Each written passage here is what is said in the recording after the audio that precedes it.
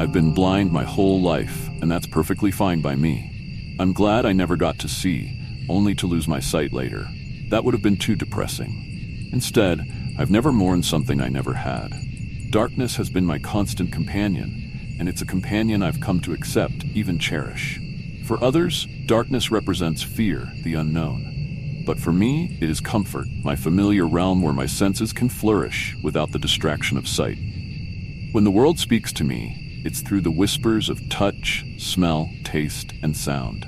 I don't describe a red apple because the concept of red holds no meaning for me. Instead, I write about an apple that is firm in my hand, with a crisp texture and a tangy, sweet flavor, smelling faintly of earth and grass. I've lived in this Upper East Side apartment for as long as I can remember. It's been my haven, a quiet place where I can focus on my writing. I'm told my prose is vivid, perhaps because I rely so heavily on my other senses. But as much as I loved this apartment, I started to feel confined. It was small, claustrophobic at times, especially when I thought about the endless days spent within its walls. I longed for space, for sunlight warming my face, for the feel of cool air sweeping through open windows. I wanted to learn the piano, have a garden, a porch where I could sip coffee and listen to the birds at dawn. And so, I saved up my earnings and bought a house in the suburbs. People called it a mansion, something grand and beautiful apparently, but to me, it was just a new home. I couldn't care less about how it looked. I just wanted a place to work, to breathe. At first, my friends and family worried. They thought a house with stairs would be a challenge for me. After all, how could I, someone blind, navigate stairs safely on my own? But they didn't understand. I've been blind for 30 years. I've mastered my own routines. I cook, I clean, I live alone, and I know how to position everything just so. Every corner of my space is imprinted in my mind, familiar and dependable. The stairs in my new house, 14 steps. I counted them the first day I moved in, and each day after that. 14 steps up, 14 steps down. Easy. Over time, I grew faster, more confident, as climbing them became second nature. My body knew the rhythm, the rise and fall of each step. But then, one day, something strange happened. I was descending the stairs like I always did, but as I reached the bottom, I tripped. My foot reached for the floor, but instead there was an additional step. I was confused, but I brushed it off. Maybe I had miscounted. It was unusual, sure, but accidents happen, even to me. However, the next time I went upstairs, something felt wrong again. I stumbled at the top. There was an extra step where none should have been. I froze, my heart pounding in my chest. Was I losing my grip on my surroundings? I counted the steps again. 14. I counted a second time. 14. Everything was fine. Or so I thought. The following days were uneventful, and I started to forget about the incident. But then, one night, when I went down to get a glass of water, it happened again. This time, I didn't just trip, I fell hard. My foot missed the ground entirely. I fumbled, trying to catch myself as I tumbled down what felt like an extra 2 steps. I winced as pain shot through my ankle, but I was more disturbed by the fact that something was clearly wrong. I sat there for a moment, feeling the stairs beneath me, counting slowly, deliberately. 16 steps. 16? That couldn't be right. I limped back up, my hand sliding along the railing. I counted each step again, one by one. 18. 18 steps. Fear gnawed at me, a sensation I wasn't used to. The house was too quiet, too still. Outside, there were no sounds of birds, no distant hum of cars, nothing but dead, suffocating silence. People fear the dark, but to me, it's the silence that's truly terrifying. I went back down, slowly counting each step again. 14. Then back up. 18. Every time I went up or down, the number of steps changed. One time, it was 14, then 16, then 18. I tried not to panic, but something was terribly wrong. I checked the front door, it was locked. No one had come in. No one could have messed with the stairs. But something was off, something more than just the shifting steps. The house, it felt different, like it was watching me, like it was alive. One night, after tossing and turning in bed, I finally gave in. I couldn't stop thinking about the stairs. So I decided to count them one more time. I crept out of bed and made my way down the staircase. 14, 15, 16, 17, 21, 27. I stopped, breathless. How was this possible? I had only descended a few feet, but now the staircase seemed endless. I was trapped in a spiraling descent, like falling into some bottomless void. Each step I took felt heavier, each breath more labored.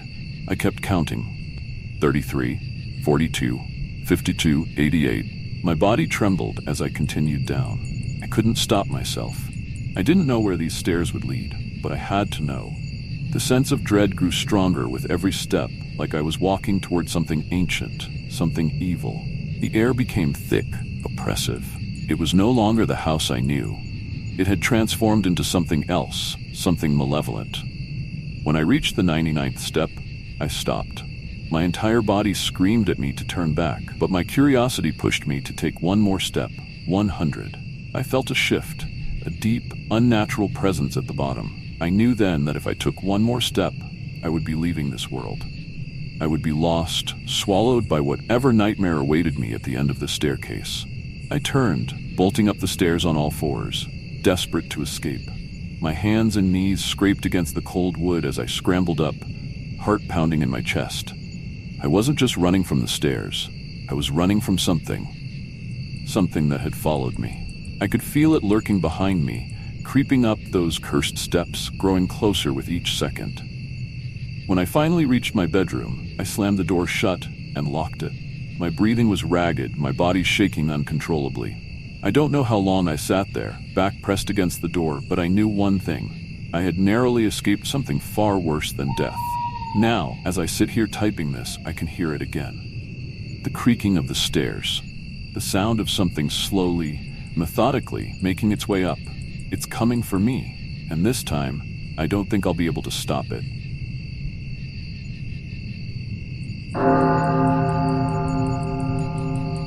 Someone we didn't know tried to pick Dylan up from school today, said his elementary teacher. The guy said he was Dylan's older brother. Dylan doesn't have a brother, I said, alarmed. We thought so too, replied the teacher. I suspected something wasn't right straight away. It was this tall, lanky guy with black hair. Looked in his late 30s, maybe even 40. He knew your address, Dylan's full name and birthday, and which class he was in. I went inside to check with the principal. When I came back out, the guy was gone. I was silent for a second as I stood facing the teacher outside the school gate. The gate separated the main road and a large playground and basketball court leading into the school. All the other kids and parents had left, and we were the only ones standing outside. Where's Dylan now? I asked. He's waiting for you in the principal's office, she said, gesturing for me to follow as she turned around. I walked across the playground behind her shakily, then through the corridors to the office. My 8-year-old son Dylan sat on the couch in the principal's office, still as a stone. The principal sat behind her desk, and there was a cop standing next to her. Hey buddy, I said, you okay? Dylan looked at me blankly. My Dylan was always a quiet boy. It was just the two of us at home at the time. I was a single dad. My late wife Angie, Dylan's mother, died a year prior. She'd been hit by a car while cycling around a sharp bend, and they never identified the driver. I won't go into any more detail here, as frankly I'd rather not relive that period, but safe to say it destroyed me. I tried to pick up the pieces and stay strong for Dylan. Was I doing a good job? Only God knows. I received no feedback. Since then, Dylan became even more withdrawn, pretty much remaining silent until spoken to. He was seen by a child psychologist and various other members of the welfare team at school, but after assessment they were sure he didn't have autism or the like. He could speak up when he was pressed. He was just shy and preferred to keep to himself. The cop confirmed I was Dylan's dad, then asked me a few questions. He finally told us they'd try and find the guy and to report if we ever saw him again. The principal and teacher said a few things. It was a blur. All I remember is sweating profusely with my knees shaking, trying to comprehend the fact that someone had tried to kidnap my son.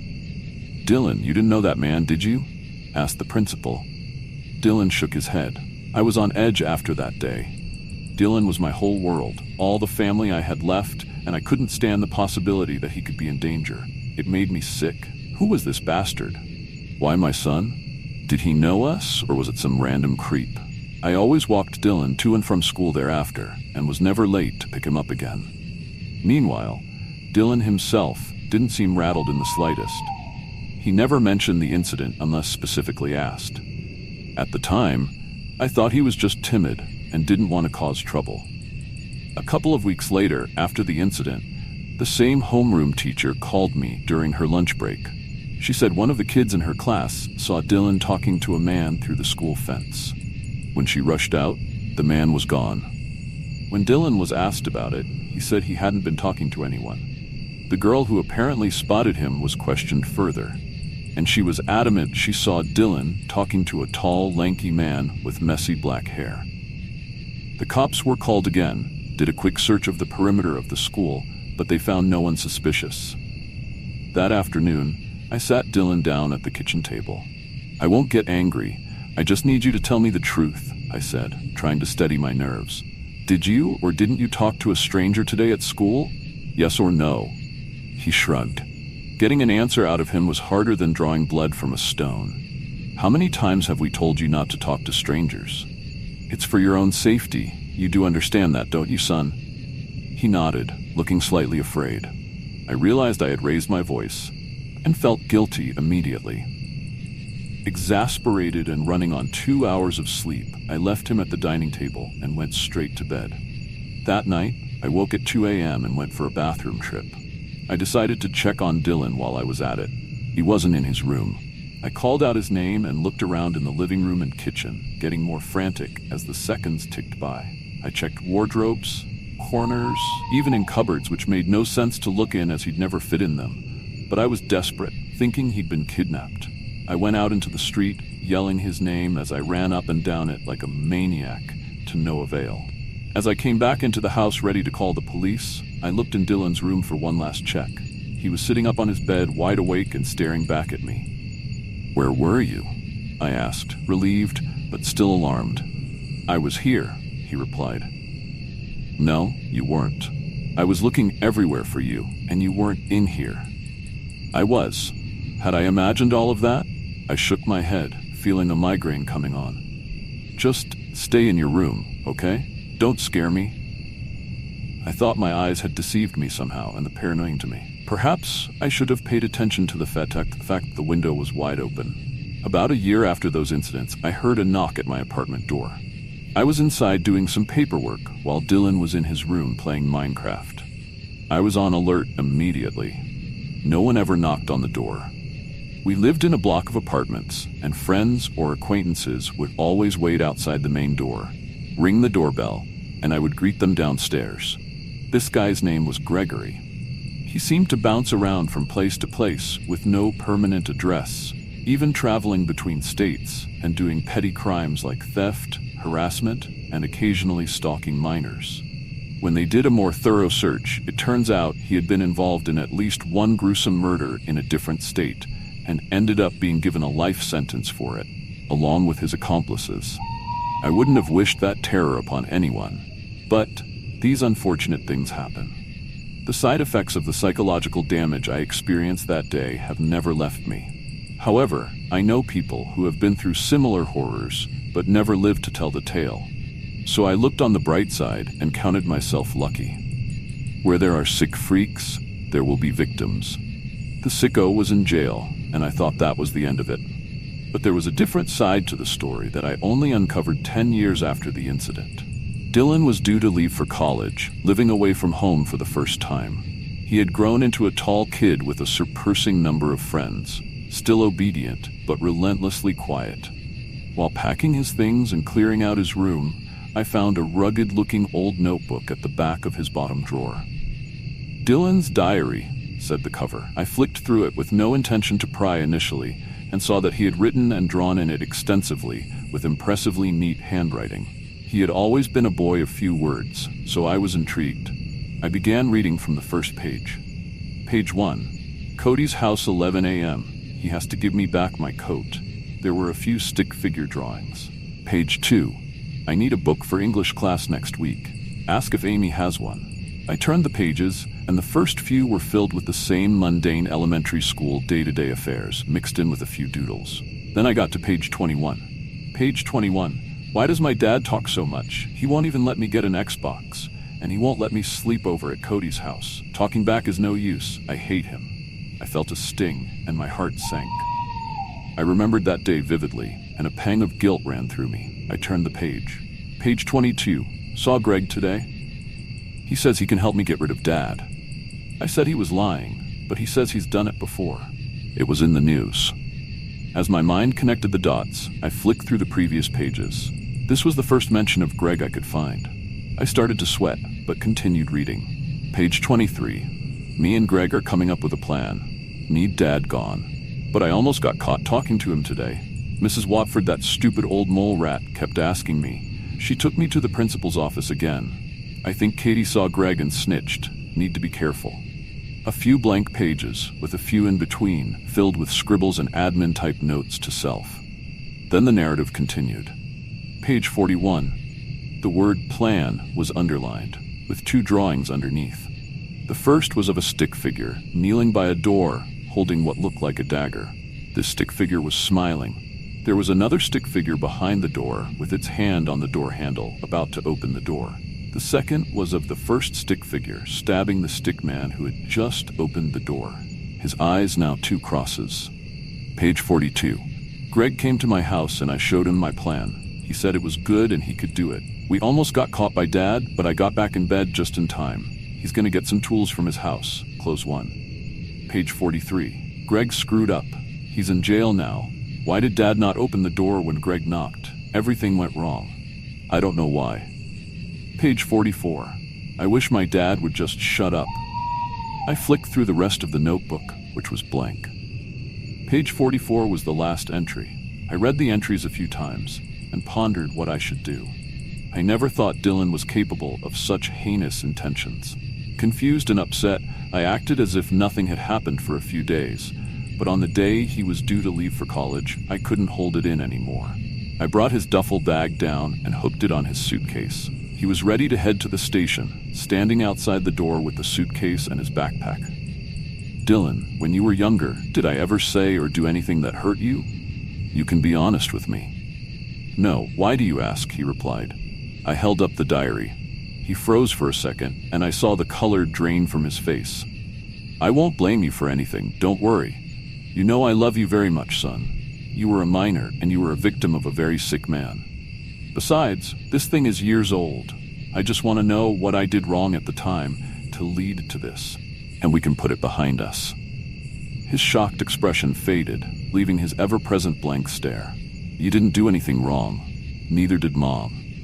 I opened my mouth to ask him what he meant by that, but stopped. The corners of his mouth stretched into a wide smile. Our eyes met and we stood in silence for a few seconds.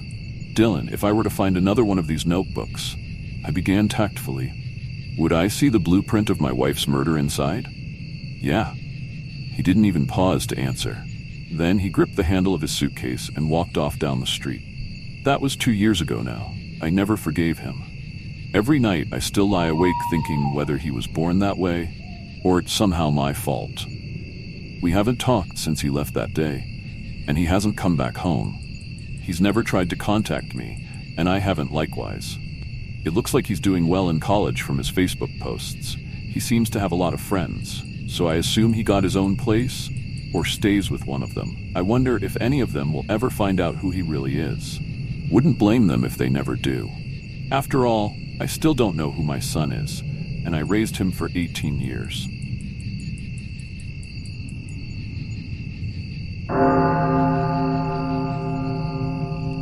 It was 3:17 a.m. when I jolted awake, the sudden noise outside my home piercing through the thick veil of sleep. My heart raced as I listened intently, trying to decipher the source of the sound. The rattling of the front door sent a shiver down my spine. I shot upright in bed, gripping my phone like a lifeline. My mind raced back to a similar incident years ago, when I had awoken in the middle of the night to mysterious noises in our previous house. On that fateful night, I had crept through the darkened hallways, convinced that a burglar had broken in. It was only when I stumbled upon my wife, engrossed in her phone, that the fear transformed into relief, mixed with embarrassment at having almost confronted her as an intruder. Now in our current home, I felt that familiar wave of anxiety crashing over me. Our wooden door was secured with a deadbolt, and I knew that if I had closed it, we wouldn't be able to get back in without the keys. I glanced at the security camera feed positioned by the door, my fingers trembling as I opened the app. To my shock, I saw my wife standing there, shivering in the dim light. She was wearing the same red top and black pants she had on earlier that evening. My heart sank. I could hardly believe my eyes. Had she gone outside without telling me? Confused, I turned to look at the bed, where I could clearly see her sleeping form. I rubbed my eyes, willing myself to wake up completely. This couldn't be real. It must be a trick of the light, I thought. But there she was, standing outside, clearly agitated, her hands tucked into her pockets as she glanced around the yard. I called out, "Who is it?" "It's me. Hurry up and let me back in. I'm freezing. I went outside because I heard something but forgot my keys." The voice was unmistakably hers, familiar and filled with urgency. Yet, my instincts screamed that something was wrong. I glanced back at the bed, where my wife lay sound asleep. I hesitated for a moment before responding. "Hold on a second," I said, still grappling with the surreal situation. I walked back to the bedroom, my heart pounding. "Wake up!" I shook her gently. "You need to see this. Something really weird is happening." She stirred, her brow furrowing in confusion as I opened the camera app on my phone and turned it toward her. "Look, this is live footage. You're standing outside." Her eyes widened in disbelief. "What the hell? When was that recorded?" I explained. "It's happening right now. You're at the door, and you just told me to let you in because you're cold and left your keys in your bag." A mix of confusion and fear washed over her face as she got up to peer out the window. She gasped and quickly shut the curtains, turning back to me with wide, frightened eyes. "That's me," she said, her voice trembling. In that moment, fear gripped my heart. I was staring at my wife, physically present next to me, yet there was someone outside who looked just like her. I felt as though the ground had shifted beneath me, plunging me into an abyss of uncertainty. "Okay, we need to figure this out," I said, trying to stay calm. "Let's go to the door. I'll grab the flashlight." I retrieved a sturdy metal torch, its beam powerful enough to illuminate even the darkest corners of our yard. We stood by the front door, our breaths shallow, hearts racing in unison. "What's your name?" I asked the figure outside. "I'm her name," she replied, her tone laced with impatience. "Let me in. It's freezing." I turned to my wife, who stood next to me, her face pale. "What's your birthday?" I pressed, hoping to catch the imposter off guard. "Her birthday," the figure answered confidently. "Okay, what did we have for dinner tonight?" I asked, desperation creeping into my voice. "I don't remember cooking anything," the outside voice replied, the confidence wavering. "But it's me. Just let me in." Next to me, my wife's hands trembled as she clutched the torch. "Ask her something only I would know," she whispered, her eyes darting nervously toward the door. I nodded, my mind racing through memories until one came to me. "When we last stayed with your parents, what change did your dad make to your old room?" A heavy silence filled the air as we waited for the figure's response. "Who is that?" the voice outside demanded, sounding increasingly agitated.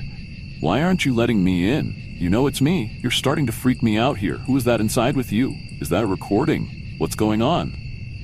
My wife's eyes widened and she looked at me, panic evident in her gaze. "Answer the question," I shouted, my voice echoing in the stillness of the night. After a tense pause, the figure replied, There was a second bed added because Max and Damien sleep in there while visiting Mom and Dad." A gasp escaped my wife's lips, and I felt the weight of dread settle heavily in the pit of my stomach. "That's right," she whispered. "How did she know that?" I squeezed her hand, leading her away from the door. We retreated to the bedroom, flicking on the lights as if they could ward off the horror unfolding outside. "We can't stay here," I said, my mind racing with fear and confusion. "What if she tries to come in? We have to call the police." My wife nodded, her expression still filled with terror.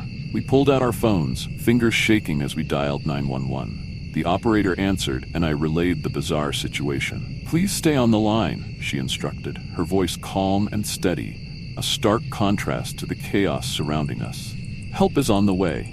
Can you confirm your location?" As I spoke, my eyes remained glued to the security camera feed. The figure outside had moved toward the backyard, presumably searching for the spare key. I couldn't shake the feeling that something sinister was at play. Do you see her? The operator asked. I glanced at the screen, my heart racing as I responded. Not at the moment. She's gone around the side of the house. My wife's hand tightened around mine as we watched the footage together, anxiety coursing through our veins. What if she comes back? What if she finds the key? I don't know, I admitted, my mind swirling with possibilities. But we can't let her in. She's not who she says she is. After what felt like an eternity, we heard the sound of sirens in the distance. Relief washed over me, mixed with lingering fear. I raced to the front door, ready to let the officers in. When they arrived, 2 uniformed officers assessed the situation, their eyes darting between my wife and me. You said there's a person outside? One of them asked. Yes, she looks just like my wife, I replied, gesturing toward the door. But she's standing out there claiming to be her. We've been talking to her through the door, and she knows things that only my wife would know. The officers exchanged glances, their expressions unreadable. Show us the footage, the other officer said. I quickly pulled up the security camera feed on my phone and handed it to them. They watched intently, their brows furrowed in concentration. Let's go check the backyard, one officer said, motioning for his partner to follow. As they moved toward the door, my heart raced once more. What if she tries to hurt you? I cautioned, the fear flooding my voice. Don't worry, the officer replied. We're trained for this. Just stay inside and keep your wife safe. They stepped outside, flashlight beams cutting through the darkness as they moved toward the backyard. I held my breath, praying that everything would be okay. Moments felt like hours as we waited. My wife paced the floor, her anxiety palpable. What if they don't find her? What if she gets in? Just then, we heard a commotion outside, followed by the sound of the officers' voices. You need to come with us, one shouted. Where is she? I yelled, panic rising again. Stay back, the officer barked, returning to the front door with a look of urgency. We found her, but you need to remain inside. My heart sank. What do you mean you found her? There's someone out here claiming to be your wife, but she's not. She's been trying to convince us to let her in. We need to get her out of here before she gets aggressive, the officer said, his tone serious. What do you mean? My wife echoed, a tremor in her voice. What's happening? The officer glanced at my wife, then back at me. We're going to take care of this. Just stay inside. The tension in the air was thick as we waited. The minutes stretched endlessly, each second a reminder of the inexplicable situation unfolding outside. Finally, the officers returned, their expressions grim. We need to ask you a few more questions, one said, leading us to a nearby couch. My wife and I exchanged worried glances as we sat down, the weight of the night's events pressing down on us. Do you know anyone who might want to harm you or take your identity? The officer asked. My wife shook her head. No, not that I'm aware of. This is so strange. Have you had any unusual experiences recently? The other officer inquired. I thought back, searching my memory. No, not really. Everything has been normal. This just came out of nowhere. The officers nodded, exchanging glances. We're going to need to file a report and gather more information. You should consider staying with family or friends for the night until we figure this out. After what felt like hours, the officers left, promising to keep us updated. We locked the doors tightly, making sure the deadbolt was secure. As we lay in bed, the reality of the night began to sink in. My heart raced as I replayed the events in my mind, each detail etched into my memory. What just happened? My wife whispered, her voice trembling in the dark. I don't know, I admitted, pulling her close. But I promise I won't let anything happen to you. We'll get through this together. We clung to each other, our hearts still racing, uncertain of what the morning would bring. As sleep eluded us, we remained vigilant, knowing that the shadows held secrets we had yet to uncover.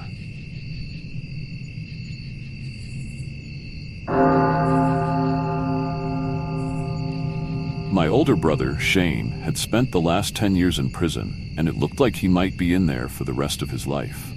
However, he called me recently to say that they were opening up a new early release program, and they would let him out immediately on a probationary period if he agreed to participate. Some sort of new process, an ethical alteration to prevent future criminal activity. God, how I wish now that he had just told them no. Growing up, Shane was my hero. My mom has had a rough life. She got pregnant with Shane when she was 16, and her parents kicked her out of the house for it.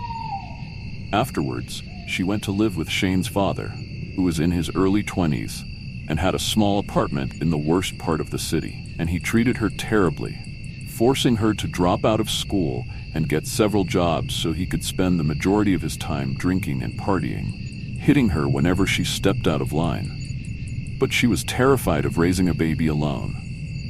She tried her best to make it work with him, but it just wasn't enough.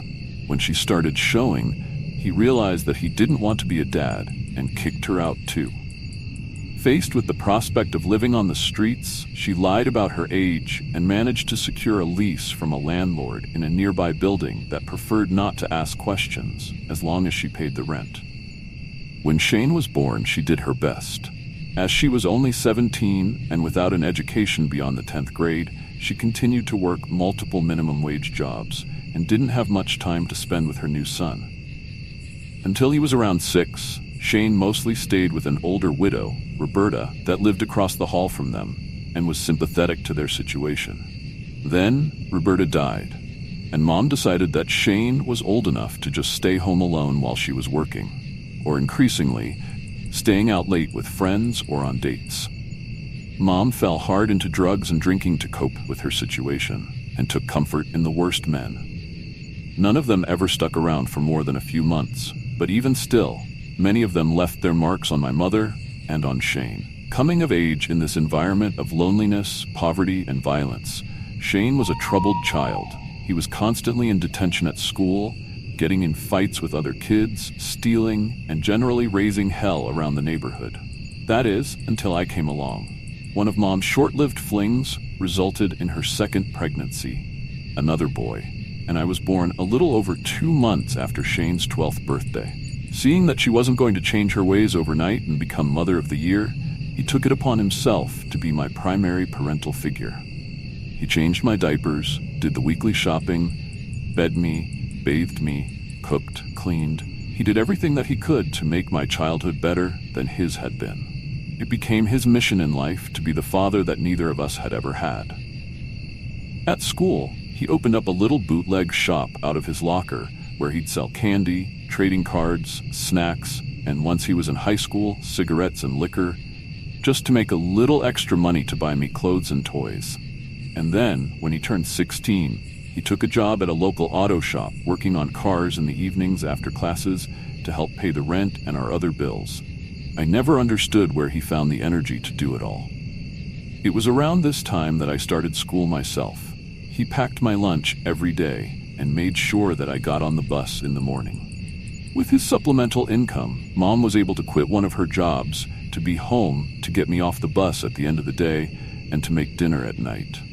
Now, I'm not sure if he said something to her, or if it was just her seeing him picking up so much of her slack, but she began to sober up a little and made more of an effort to be a mother to me than she had with him.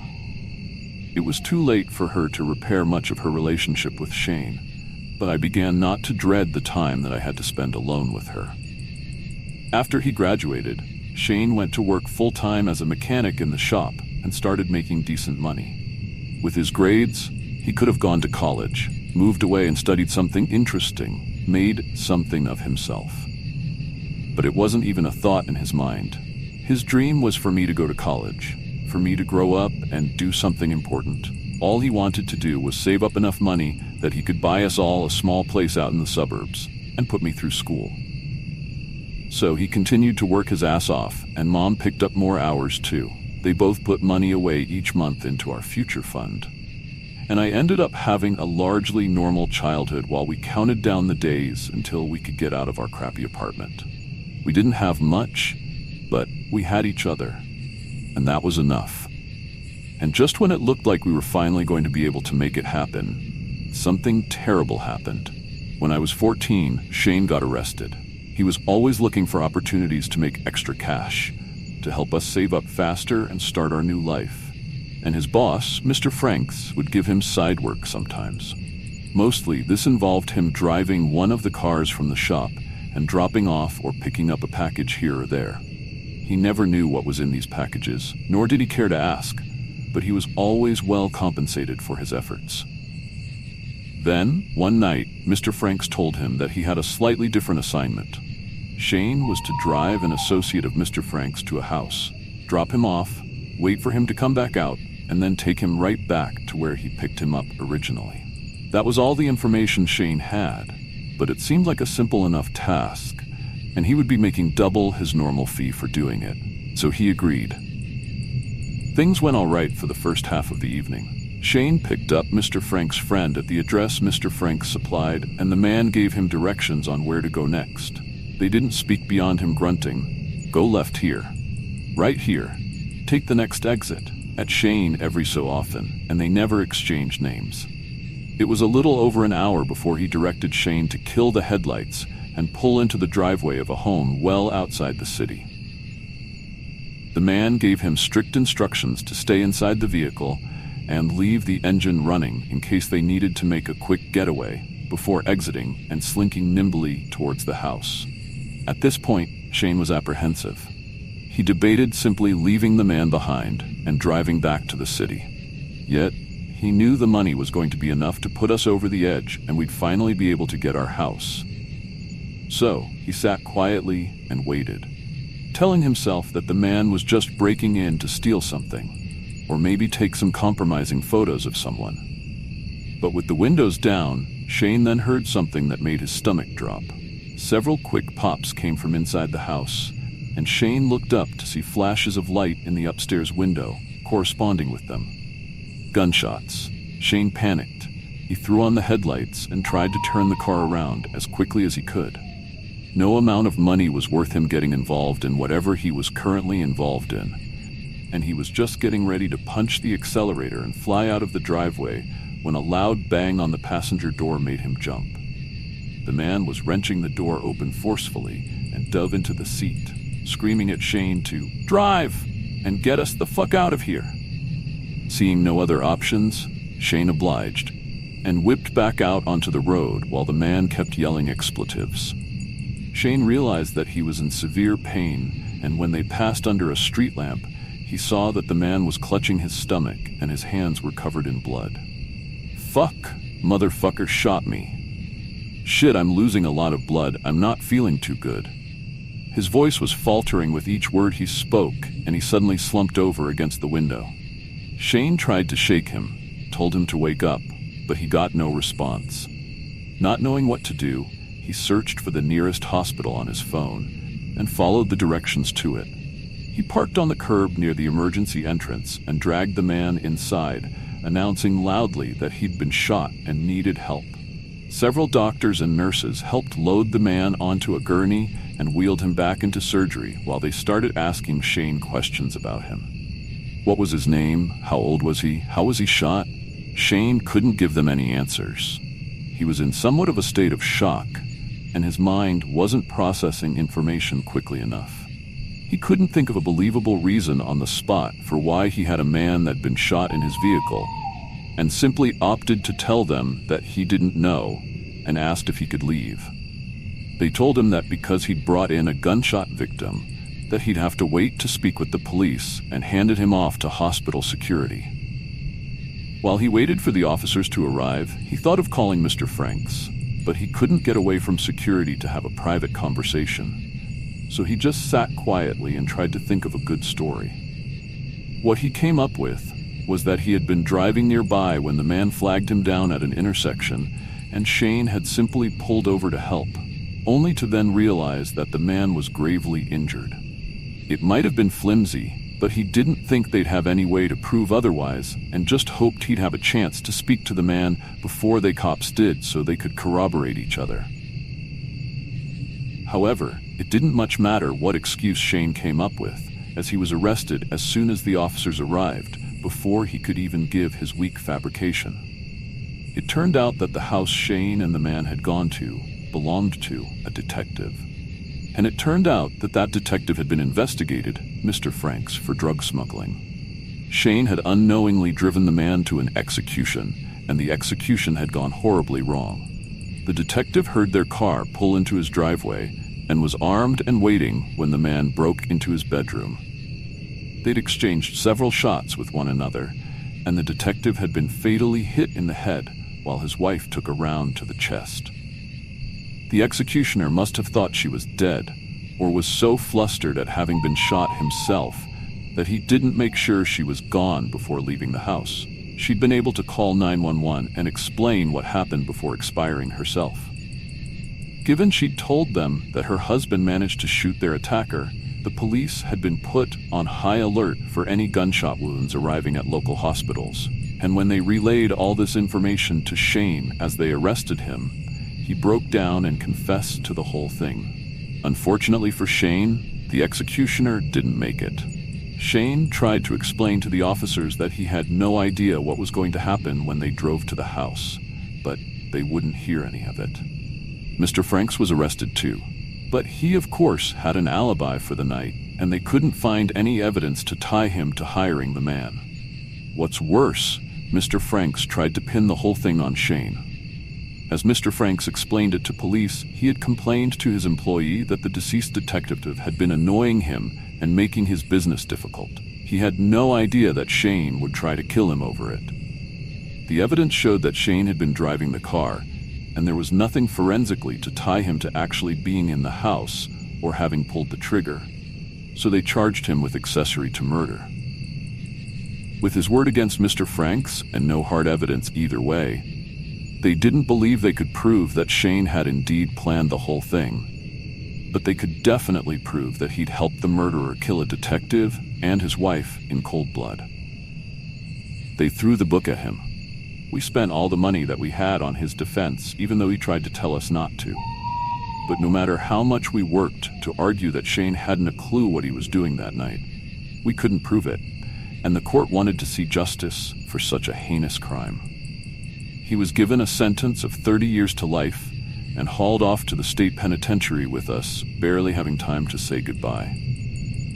For the next 10 years, I visited him as often as possible, and he called me whenever they'd let him. Mom and I had ended up destitute again after the trial, and our hopes of moving on to better things were dashed.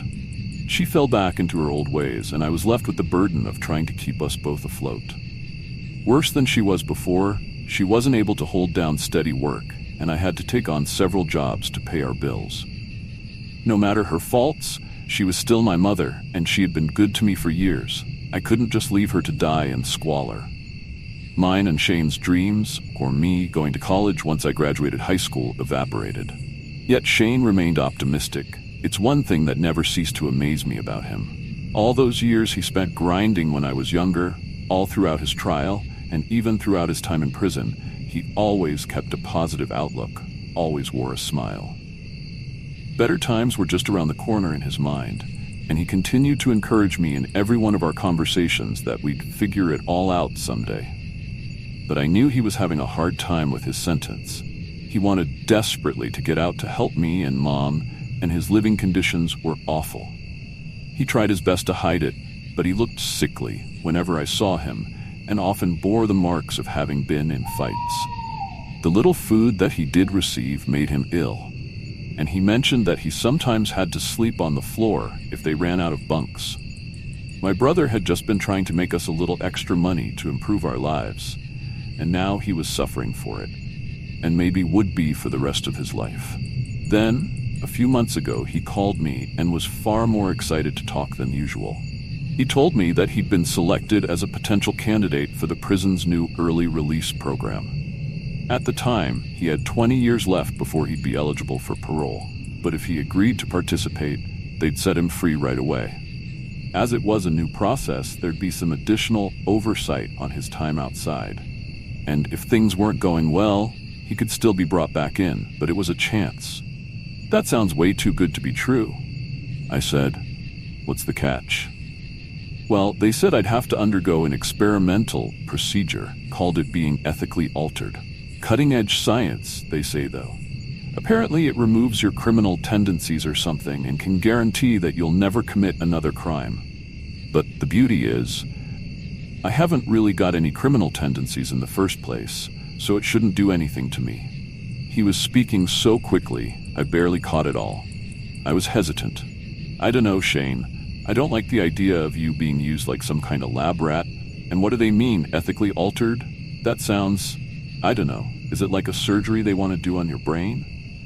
Yeah, I know it sounds a little off, but it's just a term the prison probably came up with to make it sound nice for the people outside. Anyway, they said no surgery, no drugs. They won't tell me exactly what the process is. Guess it's top secret shit. But apparently there's nothing physically invasive about it. My guess is they're going to strap me into a chair or something and put a helmet on me that'll pulse some kind of waves through my brain and try to rewire it to be more docile. For thinking that he might undergo a procedure that would potentially alter his brain, he was sounding remarkably nonchalant. Dude, that sounds super sketchy. If they won't tell you what exactly they're going to do to you, what if it fucks up your brain? What if it kills you? I was growing less convinced that this was a good idea with every word. It won't kill me. They gave a guarantee of that. Yes, they said it will change me, but, like I said, they were talking about removing my criminal tendencies, and you know that I'm not really a serious criminal or anything. Look, this is an opportunity for us, Jack. 10 minutes. That's how long they said the whole process takes. 10 minutes, and I'm back with you and Mom. 10 minutes, and we can get our lives back on track. I can get a job, and we can save up money again. You'll go to college. It'll be just like we planned. Mom will probably even get out of her shit spiral and start helping out again. His last few sentences made me realize that he hadn't been calling to ask for my opinion on his participation in the program. You've already signed up, haven't you? I asked him. He paused. I love you, little brother. The line went dead. I didn't hear from him again after that. He normally called once every few days, but the phone didn't ring for a week. When I got a day off work, I drove up to the prison to see him in person. But I was told that I couldn't. He was apparently sick and in the infirmary. I told them that he had been talking about participating in the new early release program and asked if his illness was related. They told me that he just had the flu. However, they also said that there was no new early release program that they were aware of. Leaving them with a message to have him call me as soon as he was feeling better, I went home with a pit in my stomach. Something was wrong. In all the years he'd been inside, Shane and I had never gone this long without speaking. Sure, he'd gotten very sick a few times, but he'd always called before heading to the infirmary to let me know he might be out of touch for a little while. And why hadn't they known about the early release program? Were they lying? Did something go wrong with the process and they were trying to cover it up? Or had it really been so top secret that not everyone in the prison was privy to the information? In any case, I knew all I could do for the time was wait. Another week passed without a call, and I made another trip to the prison, where I received the same story. He was still sick, and I couldn't see him. I was more forceful this time, and demanded that they let me visit him in the infirmary if he was really that ill. They told me that that would be impossible. It wasn't until they threatened to escort me out physically and not allow me back for future visits that I finally capitulated and left of my own accord. After the third week with no word from Shane, I was convinced that something terrible had happened to him, and the prison was trying to hide it. I called up there so much, asking for information on him or this program, that they blocked my number, and I was on the brink of writing directly to the government when my phone rang. It wasn't Shane, it was someone from the prison informing me that we could come pick him up the next day. He was being released on parole. That was it. I started to try to reply with questions, but they cut me off, just saying, "He'll be available at noon," before hanging up on me. I couldn't believe it. 3 weeks of radio silence, and now, suddenly, he was getting out. They were really letting him go. I was going to have my brother back. But any excitement of mine at having him returned was tempered with wondering what state he'd be in when we brought him home. They put him away, believing that he had potentially had a large part in planning the murder of an innocent man and woman, one of them being a member of law enforcement. What had they done to him that made them so convinced he was no longer a danger to society? I only needed to wait until we picked him up the following day to understand why they weren't worried about him anymore. Shane had been right about one thing. Mom was different with the prospect of him coming home. She only had half her normal morning helping of vodka and actually ironed her clothes, although her hands were shaking so badly as she did it that it didn't help much. We even had our first real conversation in years about how things were going to be okay now that he was coming back. Yet, when we saw him, we quickly realized that it wasn't going to be the homecoming we'd hoped for. Shane was different. The smile that he always wore was gone. In fact, all the life that normally filled his face seemed to be missing. He wore a vacant expression and stared into the distance as if he recognized nothing in front of him. When I called his name, he turned to face me, but it was as if he only did it because he recognized the word Shane and not his brother's voice. I wrapped him in a hug and asked if he was okay, told him how happy I was to see him and that he was free. He didn't hug me back. His arms lay stiff at his sides. Shane had always been a big hugger, especially with me, and I'd expected that on his first day of freedom, he'd give me a huge squeeze. I got nothing. Pulling back, I grew worried. Shane, what the hell? Are you okay? What did they do to you? I shook him slightly as I asked. I feel okay. He responded, so mechanically that I could scarcely recognize his voice from the AI ones that are used for voiceovers. Just when I was about to begin screaming at the guards that were helping escort him to explain what was wrong with him, a thin, dark-haired woman in a lab coat approached us and introduced herself as Dr. Kotick, head of the new program. Are you Shane's brother? She asked. He listed you as his post-release guardian. Yeah, I am. What the fuck did you do to him? I snapped at her. She considered me coolly. Your brother is one of the first people to undergo a revolutionary new process that is going to change the way we handle criminal justice in this country. No longer will we need to lock away the worst members of our society forever. We'll be able to give them the alteration, and they'll be able to rejoin the rest of us. You should be proud of him, she said, with an air of condescension. That's not my brother. I didn't like her superior attitude. Shane has never stood still for more than 10 seconds in my entire life. Look at him. Shane hadn't moved an inch from where the guard that was escorting him stopped him when we walked up. He looked over towards me and Dr. Kotick whenever he heard the word Shane, but then, realizing we weren't speaking directly to him, turned his head straight forward again and stared blankly into space. You need to lower your voice. She bore an expression of annoyance.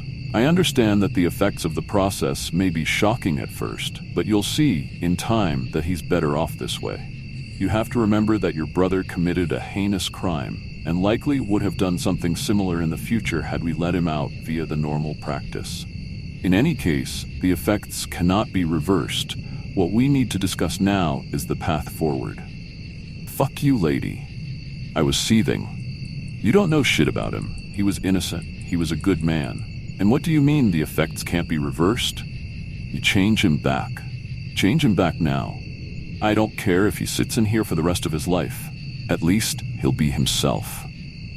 She was starting to mark some things off on a clipboard, and I could tell was only half listening to me. Looking up, she began, Again, the process is irreversible, and you'll find that your brother signed a binding agreement to participate in this trial. He's been evaluated over the last several weeks by medical staff and government officials, and everyone is on board with moving forward with Phase 2, public reintroduction. At this point, you have two options. Option 1, you can sign this and you'll get to take your brother home. For the first month, you'll call me daily to discuss how he's doing, and we will make periodic home visits to inspect in person. We'll help him get work so he can start contributing to society again like a law-abiding citizen. You will not disclose anything about this process to anyone. And if anyone should ask how he got out early or why he's acting so differently, you'll simply say that he's been reformed and he was released early due to good behavior and overcrowding. Any violation of these terms, and he will be brought right back here, and you will lose all future visitation privileges. Option 2. You don't sign this and we take your brother right back inside now, and you also lose all future visitation privileges. And before you start spouting off about legality or suing us or anything of that nature, she could obviously see the fury in my eyes. You should know that we have backing from the highest levels, your case would go nowhere. Now, if you could hurry up and make your decision, please. I have several more of these to do today." She returned to her clipboard. I was shaking with anger. Clearly, to her, Shane was nothing more than a variable in her experiment. He wasn't a person, a brother, a friend, a human at all. Just a note on her clipboard, an alteration for her to study. But what choice did I have? She had all the power, and she knew it. If I fought her or refused, she'd take Shane away, and I'd never see him again. And if he'd been living poorly before, it would be nothing to how I imagined him living inside now, sitting on his bed day in and day out, wasting away with that blank stare on his face. Wrenching the clipboard from her hands, I signed the agreement. We rode home in near silence. Both Mom and I tried to ask Shane questions about the process he underwent, but all he could tell us was, "I don't remember." I was just about to ask him what he did remember, to see if he even really knew who we were when he abruptly announced, "I am tired. I need sleep." Again, his voice had no emotion behind it. It sounded as if a computer was reading off lines of code. Wondering now if they'd turned him into some sort of cyborg, I looked in the rear view, half expecting to see red eyes staring back at me, but I was surprised to find he'd already fallen asleep. Instantly, as soon as he'd said it, he'd needed sleep. He went to sleep, like it was the next line in a command string. I made a plan to go over his entire body with the metal detecting wand that I had at home from one of my security jobs as soon as we got through the door. When we arrived at the apartment complex and parked the car, he was still snoring. I had to open the back door and shake him slightly to wake him. In the past, when I'd woken him from a deep slumber, he'd always been a little grumpy. It was the only time I was cautious around him. On instinct, I stood slightly back as he opened his eyes, awaiting a tirade of frustration and asking for 5 more minutes, but he just stared straight ahead again. "Shane," I said his name. He turned to look at me, but didn't reply. "Hey, we're home. You can get out of the car now, and we can go inside." I wondered how much of his behavior was due to the alteration, and how much might be due to him having been in prison for 10 years and always having to be told what to do. Okay, his vocal cords made the sound, but it's hard to describe. It wasn't his voice. I know that doesn't make much sense, but I've heard that voice for 24 years. I know the quality, the cadence, the inflection. It just wasn't his. Mom had already given up. She'd started crying on the drive home, and the minute we parked, she'd run upstairs. I knew to go hit the bottle, or maybe something stronger. Shane exited the car, and I closed the door behind him. Surprisingly, he started walking towards the elevators like he knew where he was going. I decided not to say anything and see if he remembered where he lived. He hit the up button, as he should have, and he selected the correct floor once he was inside. When we exited on our floor, he made a direct line for our unit. I followed him closely and watched as he opened the door, just as he'd done hundreds of times before. However, he stopped right after stepping through the threshold and stood stock still again. I nearly crashed into him. He seemed to be waiting on the next set of instructions, so I told him to go sit at the kitchen table for now. "Okay." The voice came again. Just as I'd planned to do on the drive back, I ran my wand all over his body and found he had no metal inside of him. I felt his head for signs of stitching or scarring and discovered nothing. I checked every inch of exposed skin for surgical markings, but at least to my untrained eye, he was clean. The entire time I did my examination, Shane didn't move, nor did his expression change. That blank stare just fixated on the wall in front of him, and I got the impression I could do nearly anything to him, and he wouldn't respond. I sat down at the table across from him and started asking the questions that I'd wanted to ask in the car. "Hey, Shane." His eyes met mine, and it was only then that we were sitting down and I was looking directly into them that I truly saw that there was nothing behind them. Whatever it was that made Shane was gone. I was looking only at a collection of cells, a biological mass that could walk and talk, but had no personality, had no life. It terrified me. My voice quivered as I asked, "Shane, do you remember your full name?" "Yes." "What is it?" "Shane Theodore Thompson." It was like he was recalling data stored away in a hard drive. "Do you know who I am?" "Yes." "Who am I to you and what is my full name?" You are my brother, Jack Francis Thompson. How old are we? I am 36 and you're 24. I was happy to see that he at least knew who he was and who I was, but this was all information they could have had him memorize at the prison. I wanted to ask something more personal to see if he really had all of Shane's memories. Who did you lose your virginity to and where did it happen? Elise Sherman and in her parents' basement. Now this story was one that Shane and I had laughed about often. Elise's father had come downstairs while they were in the middle of the deed, and he chased Shane out of the house with Shane's pants around his ankles. It woken the neighbors, and several of them got an eyeful of Shane's business while he desperately tried to pull his pants up and dive back into his car. But this time, he relayed the information with no humor, no crack of a smile, remembering the absurdity of it all. The information was there, in his head, but it was as if he had no connection to it. I realized that they hadn't removed his criminal tendencies, as they told him they were going to do. They'd removed him. I don't know how they did it, and at the time I still wasn't sure what they'd done, but I knew that he wasn't there anymore. Shane's body was sitting right in front of me, but my brother had died somewhere in that prison. Over the next several weeks, I kept my agreement with Dr. Kochik.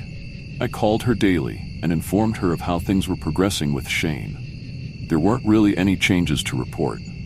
As she'd stated they would, they helped him secure a job at the local grocery store, and she checked in on him in person twice. She couldn't have been more delighted with the success of her program. If you could really call it that, I surely didn't. Yes, Shane hadn't committed any crimes and seemed highly unlikely to ever do so, but Shane also hadn't done much of anything. He was operating on what I would have called pure animal instinct, outside of being given direct instructions. When he was hungry, he ate. Thirsty, he drank when he needed to use the restroom or sleep. He did that as well. But beyond that, I had to tell him to do anything. Shower, brush his teeth, get dressed, go to work. At the grocery store, he had to be given specific tasks by his boss, and he was able to perform them perfectly. But he took no initiative beyond doing exactly what he was told to do. And that's what it seemed our lives would be from then on. Shane had given so much of his life for me, sacrificed his entire future. I didn't mind helping him for once, and decided that I would continue to support him in this state until the day that one of us died. But then last week, something changed. Shane and I share a bedroom, and I awoke around 3 a.m. to an odd scratching noise. We're no strangers to rats in our building, but this was different, and it was coming from near Shane's bed. I walked over to investigate, using my cell phone light to check for vermin. I couldn't find anything. And as I approached, the noise simply stopped. Too tired to care much, I went back to sleep with plans to look into it more in the morning. Yet in the morning, those plans were driven straight out of my mind. It was the smell of bacon that woke me the second time, and I opened my eyes in confusion. Mom hadn't gotten up to make breakfast in years, and Shane hadn't cooked anything since his return. He just ate pre-made meals or leftovers from the fridge. Rolling over, I saw that Shane's bed was empty, and I sat up quickly in astonishment. I'd had to tell him to get out of bed every morning since he came back. What was going on? Then I heard it. Laughter. Shane's laughter drifted through the doorway. Him and my mom were having an animated conversation in the kitchen. I heard my name through the cackles. Bleary-eyed, I walked in to join them and saw that Shane was at the stove, happily frying up breakfast, while Mom was at the table smiling and having a cigarette. "Speak of the devil," Mom said, and Shane spun around. He ran over to me, spatula still in hand, and wrapped me in a massive hug. Stunned, I only feebly returned it as he said, "Good morning, little brother. So glad you're awake. We were just talking about the time that you tried to make me a birthday cake and you mixed up the salt and the sugar." He started laughing hard and pulled back. I was at a loss for words. He was acting just like his old self? Was I dreaming? As he tried to step back towards the stove, I grabbed his face with both of my hands and looked directly into his eyes. There was life there again. But still, there was something off about them. A darkness I didn't remember from before. There was a sudden flash of black and I leapt back, gasping. "What's the matter, Jack? Still shocked at how much better looking I am than you?" He laughed some more and went back to his cooking. It was a trick of the light, I told myself. Just be happy that he's acting like himself again. Maybe after a few weeks, the effects lessen or something. But I couldn't shake the feeling that there was a coldness in Shane's laughter that hadn't been there before. Whatever my reservations, we had the best family breakfast we'd had since Shane was put away.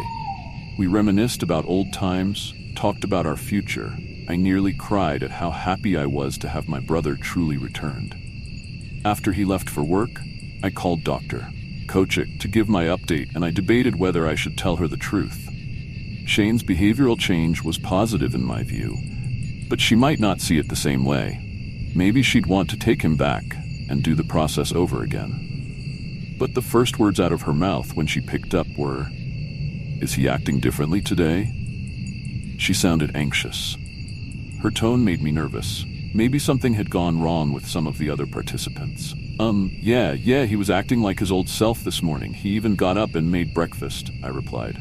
"Did you notice anything strange about him?" How did she know? Nothing serious. I just thought there was a kind of, I don't know, his eyes looked different. What's going on? Shit, just hang tight. I'll come out and check in on him tomorrow.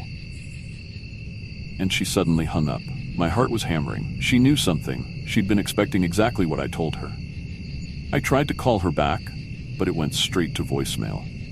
For the rest of the day, I tried to act as normally as possible, just as she'd instructed. I went to work myself, but had a hard time concentrating. I wondered how Shane would be that evening. But when he returned from his shift, he did so with a bag full of groceries in his arms and announced loudly that he was going to make us a 5-star meal. Seeing his smiling face pushed my concerns down, and I chalked Dr. Kochik's behavior up to her process possibly failing. Maybe whatever she'd done had reversed itself, and she was not, in fact, going to revolutionize criminal justice in this country. With that thought, I wondered if this might be the last night I'd have with my brother before they hauled him back to the prison to do more tests or simply lock him away again. I decided if that was the case, that I should stop my worrying and just enjoy the evening with my family. We ate, we drank, we laughed, we sang. It was a perfect night, until we fell asleep. I awoke again around 3 a.m. The scratching had returned, louder this time, and I looked over towards Shane's bed. "Fuck!" I whisper-yelled as I sat up and slid back towards the wall. Shane was sitting bolt upright in his bed with his feet down on the floor. He was glaring at me. There was a malevolent grin on his face, illuminated by the digital clock on his nightstand. "The fuck are you doing, man?" I yelped. There was something about his presence. It was dark and heavy. It made the air around me oppressive, and I was struggling to get full breaths in. He didn't reply, just kept watching me. His eyes were cold, and as I stared into them, I caught movement behind him. A shadow was crawling across his wall, a shadow with red eyes and long, spindly fingers. He opened his mouth and a voice. Voices that I did not recognize emanated from it. "Shh! Go back to sleep, little brother." There was no love behind the words. It was malice. It was evil. My eyelids sagged, and I collapsed back onto the bed. I tried to fight it, but exhaustion overcame me, and I fell back into a deep sleep. The next day, I didn't wake up until noon. Shane had already left for work, and I had 6 missed calls and a flurry of texts from my manager asking why I hadn't shown up for my shift. I played the events of the night before back in my mind and tried to tell myself it was a dream, that there was no way it could be real. But when I looked over at Shane's bed, I saw there were deep gouges in the wall behind it. Gouges that looked like they'd made by massive clawed hands. Something clicked into place. I formed a theory on what they'd done to Shane at the prison. I think they removed his soul. I don't know how they did it. I don't know if it was magic or if it was science, but I think the soul that had inhabited Shane's body, the very thing that made him who he was, has been ripped out. Dr. Kochik never showed up for her visit, and she stopped answering my calls. When I contacted the prison directly, they said a Dr. Kochik had never worked there, and told me there was no record of a Shane Theodore Thompson even serving time at the facility. They've abandoned us. They're trying to cover this up. He's getting worse by the day.